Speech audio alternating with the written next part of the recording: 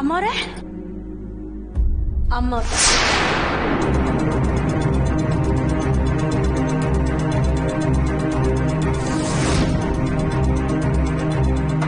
ಕೈ ತಣ್ಣಗಾಗಿದೆಯಲ್ಲ.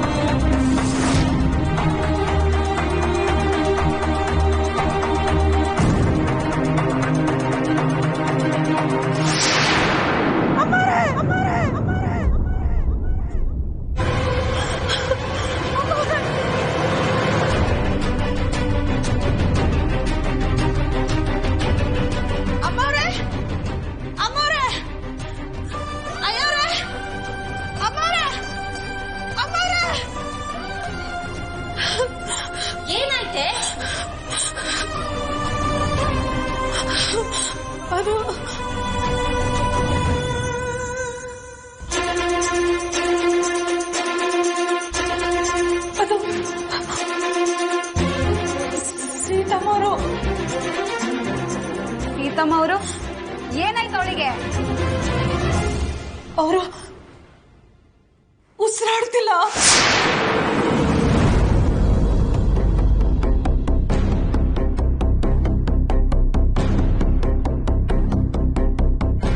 ಸುಧಾ ಏನು ಹೇಳ್ತಿದ್ಯಾ ನೀನು? ಡೂಪ್ಲಿಕೇಟು ಉಸಿರಾಡ್ತಿಲ್ವಾ? ಸತ್ತೋಗ್ಬಿಟ್ಲಾ? ಹೌದು.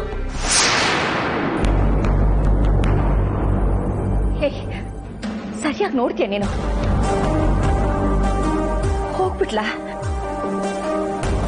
ಅಲ್ಲ, ಸ್ವಲ್ಪ ಹೊತ್ತು ಮುಂಚೆ ಚೆನ್ನಾಗೇ ಇದ್ಲಲ್ಲ. ಅಲ್ಲ ಸುಧಾ, ಇದ್ದಕ್ಕಿದ್ದಾಗೆ ಸತ್ತೋದ್ಲು ಅಂದ್ರೆ? ಹಾರ್ಟ್ ಅಟ್ಯಾಕ್ ಏನಾದರೂ ಆಗಿರ್ಬೋದು ದೊಡ್ಡಮ್ಮ. ಇಷ್ಟು ಸಣ್ಣ ವಯಸ್ಸಿಗೆ ಹಾರ್ಟ್ ಅಟ್ಯಾಕ್ ಬರುತ್ತಾ? ಈ ಹಾರ್ಟ್ ಅಟ್ಯಾಕ್ ಆಗೋದಕ್ಕೆ ವಯಸ್ಸು ಹಾಕ್ಬೇಕು, ಎಲ್ರಿಗೂ ಆಗುತ್ತೆ. ಮನೇಲಿ ಒಂದು ಹೆಣ ಬಿದ್ದಿದೆ. ಪೊಲೀಸ್ನವ್ರ ಮುಂದೆ ಇವಳ ಜವಾಬ್ದಾರಿ ನಮ್ದು ಅಂತ ಅಕ್ಕ ಬರ್ಕೊಟ್ಬಿಟ್ಟಿದ್ದಾರೆ. ಈಗ ನಮ್ ಗತಿ ಏನು? ಪೊಲೀಸ್ ಎನ್ಕ್ವೈರಿ, ಮೀಡಿಯಾ ನ್ಯೂಸ್ ಅಂತ ನಮ್ಮ ಕುಟುಂಬದ ಮರ್ಯಾದೆನ ಹರಾಜ್ ಹಾಕ್ಬಿಡ್ತಾರೆ. ದೊಡ್ಡಪ್ಪ, ಕಮಿಷನರ್ ಫೋನ್ ಮಾಡಿ ಇದನ್ನ ಹೇಗಾದ್ರೂ ಸಾಲ್ವ್ ಮಾಡಕ್ಕಾಗತ್ತಾ ಅನ್ಅಫಿಷಿಯಲ್ ಆಗಿ? ಅಭಿ, ಸಣ್ಣ ಪುಟ್ಟ ಇನ್ಸಿಡೆಂಟ್ ಆದ್ರೆ ಹೆಲ್ಪ್ ತಗೋಬಹುದು. ಇದು ಸಾವಿನ ವಿಷಯ. ಇದರಲ್ಲಿ ನಾವು ಹೆಲ್ಪ್ ಕೇಳೋದು ಚೆನ್ನಾಗಿರಲ್ಲ. ಕೇಳಿದ್ರು ಅವರು ಹೆಲ್ಪ್ ಮಾಡ್ತಾರೆ ಅಂತ ನನಗನ್ಸಲ್ಲ. ಅಲ್ಲ, ಅವಳು ಮನೆಯಿಂದ ತೊಲಗ್ಲಿ ಅಂತ ಆ ದೇವರಲ್ಲಿ ದಿನ ಪ್ರಾರ್ಥನೆ ಮಾಡ್ತಿದ್ದೆ. ದೇವರು ಅವಳನ್ನ ಭೂಮಿಯಿಂದಾನೇ ತೊಲಗಿಸ್ಬಿಟ್ನಲ್ಲ. ಬದುಕಿದ್ದಾಗ್ಲೂ ಕಾಡ್ತಿದ್ಲು, ಇನ್ ಸತ್ ಮೇಲೂ ಕಾಡ್ತಾಳ ಅನ್ಸುತ್ತೆ. ಏನ್ ಮಾಡೋದೀಗ?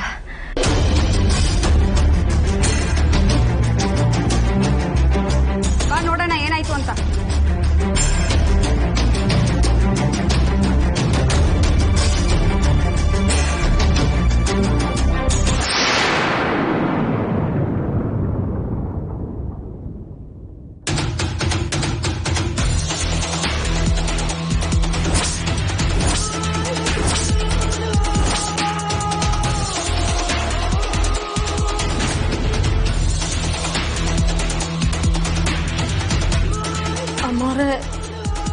ಮುಚ್ಚೆ ಬಾಯಿ ಮೂದೇವಿ. ಒಳ್ಳೆ ಕುಂಭಕರ್ಣನ್ ತಂಗಿ ತರ ಆಕಳಿಸ್ಕೊಂಡ್ ಬರ್ತಾ ಇದ್ದಾಳೆ ಇವಳು.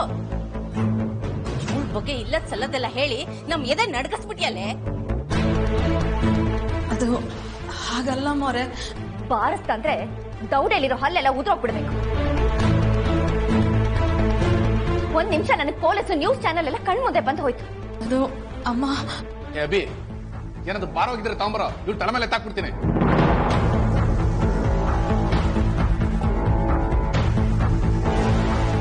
ಏನ್ ನಡೀತಿದೆ ಇಲ್ಲಿ?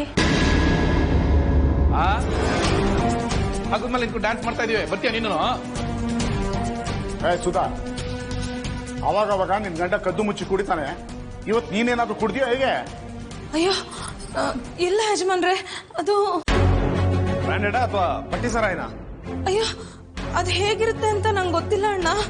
ಓ, ಅದಕ್ಕೆ ಇವತ್ತು ಟೇಸ್ಟ್ ಮಾಡ್ಬಿಟ್ಯಾ?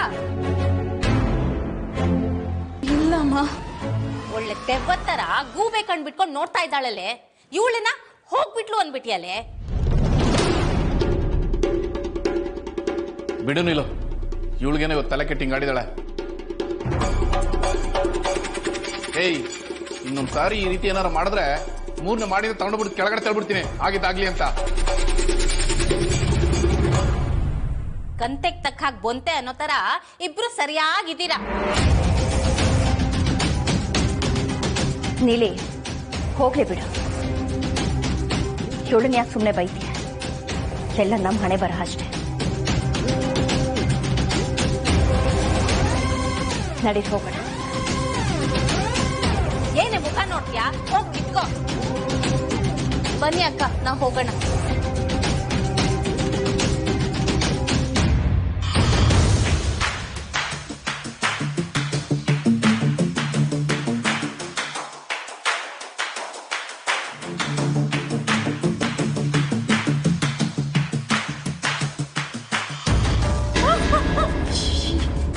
ಏನಾಯ್ತು?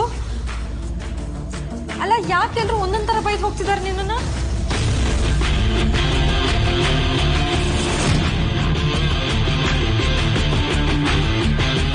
ಅಮ್ಮೋರೆ, ನೀವಿನ್ನೂ ಬದುಕೇ ಇದ್ದೀರಾ? ಅಯ್ಯೋ ನಿನ್ನ, ಏನೇ ಆಗಿದೆ ನಿನಗೆ? ಕಲ್ ಬಂಡೆ ತರ ನಿನ್ ಮುಂದೆನೆ ನಿಂತಿದ್ದೀನಿ, ಅಮ್ಮೋರೆ ಬದುಕಿದ್ದೀರಾ ಅಂತ ಕೇಳ್ತಿದ್ಯಲ್ಲ. ಅಮ್ಮೋರೆ, ಸ್ವಲ್ಪ ಹೊತ್ತಿನ ಮುಂಚೆ ನಾನ್ ಬಂದ್ ನೋಡಿದಾಗ ನೀವು ಉಸಿರಾಡ್ತಾನೆ ಇರ್ಲಿಲ್ಲ. ನಿಮ್ ದೇಹ ತಣ್ಣಗಾಗಿತ್ತು. ಸತ್ತೋಗ್ಬಿಟ್ಲ ಅನ್ಕೊಂಡ್ಯಾ? ಹುಚ್ಚಿ, ನನ್ಗಿವತ್ತು ತುಂಬಾ ಸುಸ್ತಾಗಿತ್ತು ಸುಧಾ, ಅದಕ್ಕೆ ಮಲಗಿದ ತಕ್ಷಣ ನಿದ್ದೆ ಬಂದ್ಬಿಡ್ತು. ಬಹುಶಃ ನೀನ್ ಕರೆದಾಗ ನನ್ಗೆ ಕೇಳಿಸ್ಲಿಲ್ಲ, ಅಷ್ಟಕ್ಕೆ ಹೋಗ್ಬಿಟ್ಲಿ ಇವಳು ಅನ್ಕೊಂಡ್ಯಾ? ಅಮ್ಮೋರೆ, ಸಾವಿನ ಬಗ್ಗೆ ಯಾರಾದ್ರೂ ತಮಾಷೆ ಮಾತಾಡ್ತಾರ? ದೇವರಣೆಗೂ ನಾನು ಹೇಳ್ತಾ ಇದ್ದೀನಿ, ನಾನ್ ಬಂದ್ ನೋಡಿದಾಗ ನಿಮ್ ದೇಹದಲ್ಲಿ ಪ್ರಾಣ ಇರ್ಲಿಲ್ಲ. ಬೇಜಾರಾಗ್ತಿದೆ ಅಂತ ವಾಕಿಂಗ್ ಹೋಗಿ ಬಂದಿರ್ಬೇಕು. ನೀನ್ ಹೆದರ್ಕೊಳ್ಳೋದಲ್ದೆ ಮನೆಯವ್ರೆಲ್ರಿಗೂ ಎದುರಿಸಿದ್ಯಾ ಸುಧಾ? ಹೋಗ್ ಮಲ್ಕೋ. ಅದು ಅಮ್ಮೋರ ನಿದ್ದೆ ಬರ್ತಿದೆ, ಹೋಗ್ ಮಲ್ಕೋ ಸುಧಾ, ಹೋಗು.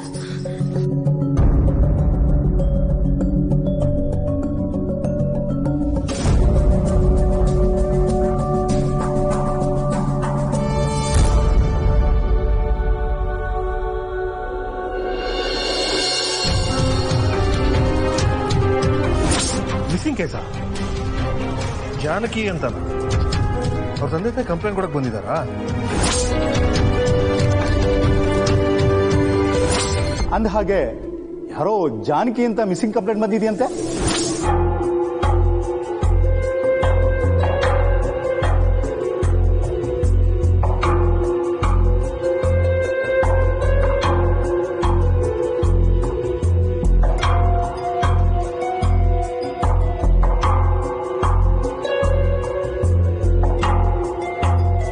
ಅಲೋಕ್, ನಾನು 2 days ಇಂದ ಗಮನಿಸ್ತಾನೆ ಇದ್ದೀನಿ ನಿನ್ನ. ನೀವು ನಾರ್ಮಲ್ ಆಗಿಲ್ಲ, ತುಂಬಾ ಡಿಸ್ಟರ್ಬ್ ಆಗಿದ್ದೀರಾ. ಏನಾಯ್ತು? ರಾಧಾ ಕೇಸ್ ನಾವು ಅನ್ಕೊಂಡಿದ್ದಕ್ಕಿಂತ ತುಂಬಾ ಡೀಪ್ ಆಗಿದೆ ನನಗೆ. ಅಂದ್ರೆ? ರಾಧಾ ಕೆಲಸ ಮಾಡ್ತಿದ್ಲಲ್ಲ ಒಂದು ರಿಯಲ್ ಎಸ್ಟೇಟ್ ಕಂಪ್ನಿ. ಹಾ, ಯಾರೋ ಪ್ರಭಾಕರ್ ರೌಡಿ ಅವನ ಆಫೀಸ್ಗೆ ಹೋಗಿ ಮಾತಾಡ್ಸೋ ನೆಪದಲ್ಲಿ ಜಾನಕಿ ಮಿಸ್ಸಿಂಗ್ ಕೇಸ್ ಬಗ್ಗೆ ಮಾತಾಡಿದೆ. ಅವನ ರಿಯಾಕ್ಷನ್ ಹೇಗಿರುತ್ತೆ ನೋಡೋಣ ಅಂತ. ಹೇಗಿತ್ತು ಅವನ ರಿಯಾಕ್ಷನ್? ಅನುಮಾನ ಬರೋ ಹಾಗಿತ್ತಾ? 100%. ಹಾಗಾದ್ರೆ ಬೇರೆ ಯಾವುದಾದ್ರೂ ಮೀನ್ಸ್ನಲ್ಲಿ ಇಂಟ್ರಾಗೇಟ್ ಮಾಡಿ. ಪೊಲೀಸ್ನವ್ರು ನೀವು, ನಿಮಗೆ ವಿಚಾರಣೆ ಮಾಡಕ್ಕೆ ಸಾವಿರಾರು ದಾರಿ ಇರುತ್ತಲ್ವಾ? ಹಾಗೆಲ್ಲ ಮಾಡೋಕ್ಕಾಗಲ್ಲ ನನಗೆ. ಯಾಕ್ರಿ? ಅವನು ಅಷ್ಟು ಪವರ್ಫುಲ್ಲಾ? DCP ಕರೆಸಿ ವಿಚಾರಿಸಿದ್ರು ನನ್ನನ್ನು ಜಾನಕಿ ಮಿಸ್ಸಿಂಗ್ ಕಂಪ್ಲೇಂಟ್ ಬಗ್ಗೆ.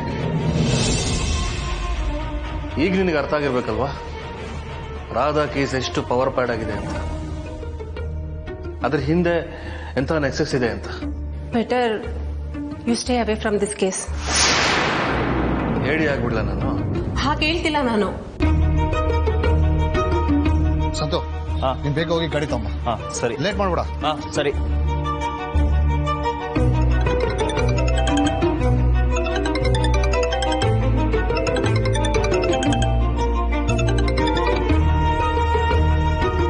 ಮಿಸ್ ರಾಹುಲ್. ಹಲೋ ಸರ್, ನಾನು ಅಂಕಲ್ನ ಮೀಟ್ ಮಾಡಕ್ ಹೋಗಿದ್ದೆ, ನೀವು ಬರ್ತೀನಿ ಅಂದ್ರಲ್ಲ ಸರ್. ಸಾರಿ ರಾಹುಲ್, ಈ ಕೋರ್ಟು ಕಚೇರಿ ಅಂತ ಮರ್ತುಬಿಟ್ಟೆ. ಏನಾಯ್ತು ಸರ್? ರಾಧಾ ಫೋಟೋ ನೋಡಿದ ತಕ್ಷಣ ಶಾಕ್ ಆಗ್ಬಿಟ್ರು.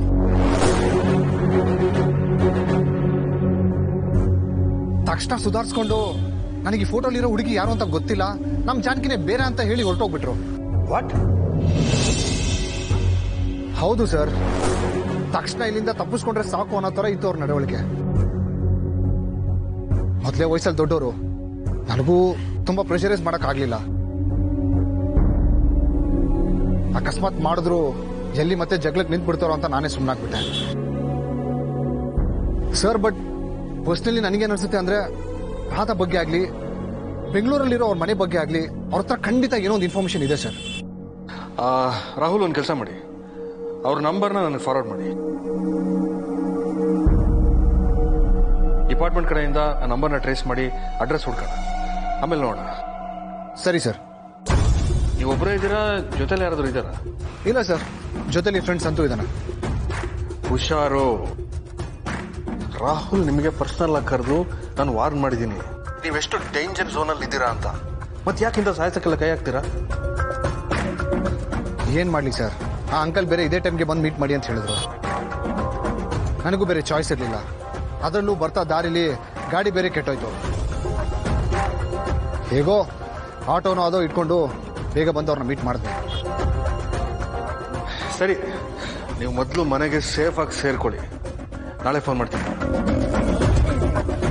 Okay sir.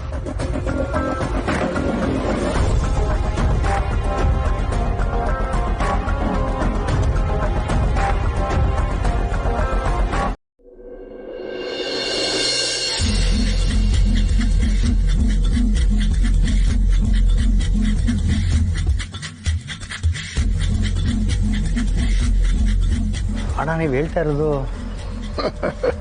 ಆ ಇನ್ಸ್ಪೆಕ್ಟರ್ ನಿನ್ನ ಕಾಳಾಕಿದನ್ ಕಣ. ಜಾನಕಿ ಮಿಸ್ಸಿಂಗ್ ಕಂಪ್ಲೇಂಟು ಇಲ್ಲ, ಅವ್ರ ಅಮ್ಮನ ಮಿಸ್ಸಿಂಗ್ ಕಂಪ್ಲೇಂಟು ಇಲ್ಲ. ಆತರಗಟ್ಟ ಆಂಜನೇಯನ್ ತರ ಆಡಿದ್ರೆ ಇದೇ ತರ ಸಗಣಿ ಮಕ್ಕಕ್ಕೆ ಬೀಳೋದು. ನೀರಿಗೆ ಕಲ್ಲು ಹೊಡೆದ್ರೆ ಏನಾಗುತ್ತೆ? ಮೀನುಗಳೆಲ್ಲ ನಮ್ಮನ್ನು ಹಿಡಿಯೋಕೆ ಯಾರೋ ಬಂದವ್ರೆ ಅಂತ ಜೊಯ್ ಜೊಟ್ ಅಂತ ಜಿಗಿದು ದೂರ ಹೋಗ್ಬಿಡ್ತವೆ. ಮುಖ್ಯವಾಗಿ ಹಿಡಿಯೋನ ಕಣ್ಣಿಗೆ ಬೀಳುತ್ತೆ, ನಾನು ಇಲ್ಲಿದ್ದೀನಿ ಅಂತ ತೋರಿಸ್ಕೊಳ್ಳುತ್ತೆ. ಮೀನು ಕಣೋ ಆ ಇನ್ಸ್ಪೆಕ್ಟರ್ ಬೇಟೆಗಾರ. ಅವನಿಗೆ ನಿನ್ನ ಮೇಲೆ ಸಣ್ಣ ಅನುಮಾನ ಇತ್ತು, ಅದಕ್ಕೆ ಜಾನಕಿ ಮಿಸ್ಸಿಂಗ್ ಅಂತ ಫೋನಲ್ಲಿ ನಾಟಕ ಆಡ್ದ.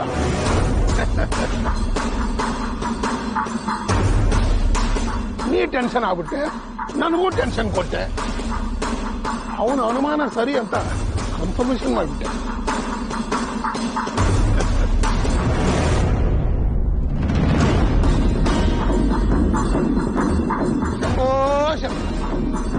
ಅರ್ಥ ಆಯ್ತಾ?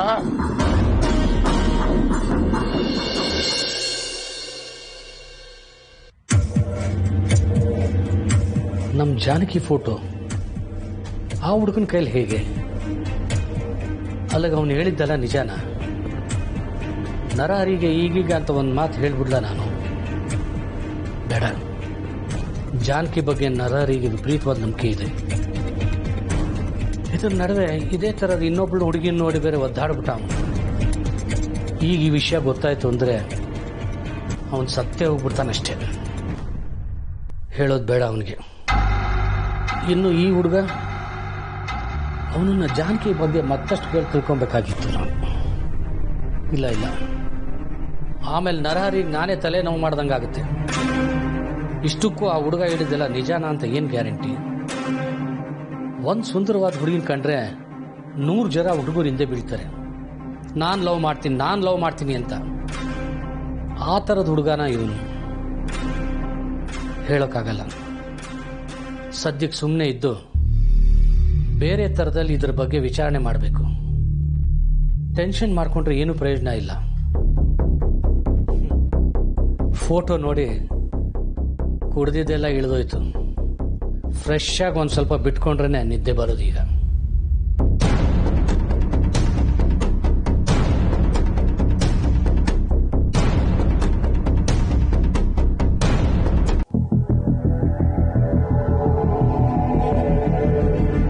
ಎಲ್ಲೋದ್ಲ ನನ್ನಕ್ಕಿ? ಎಲ್ಲಿಗೂ ಇದ್ದೆ? ಅದನ್ನೇನ್ ಕೇಳ್ತೀಯ ಕಲ್ಲು? ಆಯ್ತು, ಕೇಳಂಗಿಲ್ಲ ಬಿಡು, ಮಲ್ಕೊಳಕ್ ಬಿಡು. ಹಾಗಲ್ಲ ಕಲ್ಲು, ಸ್ವಲ್ಪ ಹೊತ್ತಿನ ಮುಂಚೆ ನಾನು ಸೀತಮ್ಮನ ಕೋಣೆಗೆ ಹೋಗಿದ್ದೆ. ಹಾ ಸರಿ. ನೋಡಿದ್ರೆ ಸೀತಮ್ಮ ಸತ್ತು ಹೋಗಿದ್ದಾರೆ. ಸತ್ತಿರೋ ಸೀತಮ್ಮ ಮತ್ ಸತ್ರ? ಅಯ್ಯೋ, ನಾನು ಹೇಳೋದನ್ನ ಕೇಳು ಕಲ್ಲು. ಹಾ ಹೇಳು ಹೇಳು. ಮನೆಯವ್ರಿಗೆ ವಿಷಯ ತಿಳಿಸಿ ಮತ್ತೆ ಹೋಗಿ ನೋಡಿದ್ರೆ ಸೀತಮ್ಮನ್ಗೆ ಏನೂ ಆಗೇ ಇಲ್ಲ, ಬದುಕೇ ಇದ್ದಾರೆ. ಸತ್ತಿರೋ ಸೀತಮ್ಮ ಮತ್ ಬದುಕ್ ಬಂದ್ರೇನು? ಓ, ಮರಳಿ ಬಂದಳು ಸೀತೆ. ನನ್ಗದ್ ಹೇಗೆ ಅಂತಾನೆ ಅರ್ಥ ಆಗ್ತಿಲ್ಲ ಕಲ್ಲು. ಕಲ್ಲು, ಸತ್ತವರು ಮತ್ತೆ ಬದುಕಿ ಬರಕ್ ಸಾಧ್ಯನಾ? ಈಗ ಯಾರ್ ಸತ್ರ? ಅಯ್ಯೋ, ಈಗ ತಾನೇ ಇಷ್ಟುದ್ದ ಕತೆ ಹೇಳದ್ನಲ್ಲ. ಇಷ್ಟುದ್ದ ಕದಿ? ಯಾವ ಕದಿ ಹೇಳಿದಿ? ಸರಿ ಬಿಡು, ಏನು ಹೇಳಲಿಲ್ಲ, ಮಲ್ಕೋ. ಏನೋ ಆಗೈತಿ ನಿನಗ. ಮೊದ್ಲು ಹೋಗಿ ಸೀತಮ್ಮನ ಹತ್ರ ತಾಯ್ತ ಕಟ್ಟಿಸ್ಕೋ. ನನಗಾಗಿರೋದಲ್ಲ, ನಿನಗೆ.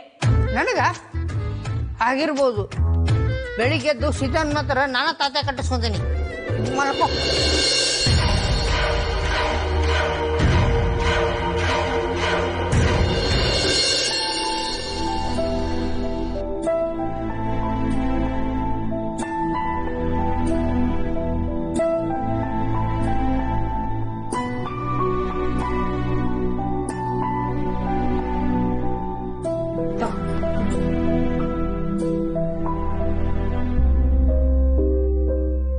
ಪಪ್ಪ, ಏನಮ್ಮ? ನನ್ನ ಫ್ರೆಂಡ್ ಐಶ್ವರ್ಯ ಇದ್ದಾಳಲ್ಲ ಪಪ್ಪ. ಹಾ, ಏನ್ ಸಮಾಚಾರ? ಅವಳು ಅವ್ರ ಅಪ್ಪ ಅಮ್ಮನ ಜೊತೆ ಗೋವಾಗ್ ಹೋಗಿದ್ರು ಪಪ್ಪ. ಹೌದಾ ಪುಟ್ಟ? ಒಳ್ಳೆ ಊರದು. ಅಲ್ಲಿ ಏನೇನಿದೆ ಗೊತ್ತಾ? ಬೀಚ್ ಇದೆ, ಚರ್ಚ್ ಇದೆ, ಸುಂದರ ಜಾಗ ಎಲ್ಲ ಇದೆ. ಪಪ್ಪ, ನನ್ಗೆ ಇನ್ನೊಬ್ಳು ಫ್ರೆಂಡ್ ಇದ್ದಾಳೆ. ಅವಳ ಹೆಸರು ಲಕ್ಕಿ ಅಂತ ಇದ್ದಾಳೆ. ಅವಳು ಅವ್ರ ಅಪ್ಪ ಅಮ್ಮನ ಜೊತೆ ಶಿಮ್ಲಾ ಹೋಗಿದ್ಲಂತೆ ಪಪ್ಪ. ಶಿಮ್ಲಾನು ಒಳ್ಳೆ ಜಾಗ. ಅಲ್ಲಿ ವಿಶೇಷ ಏನು ಗೊತ್ತಾ? ಬೇಸಿಗೆಗಾಲದಲ್ಲಿ ಹಿಮ ಬೀಳುತ್ತೆ. ಪಪ್ಪ, ನನ್ಗೂ ಸಮ್ಮರ್ ಹಾಲಿಡೇಸ್ ಬಂತು. ಆದ್ರೂ ನನ್ ಮನೇಲೇ ಇದ್ದೆ ಪಪ್ಪ.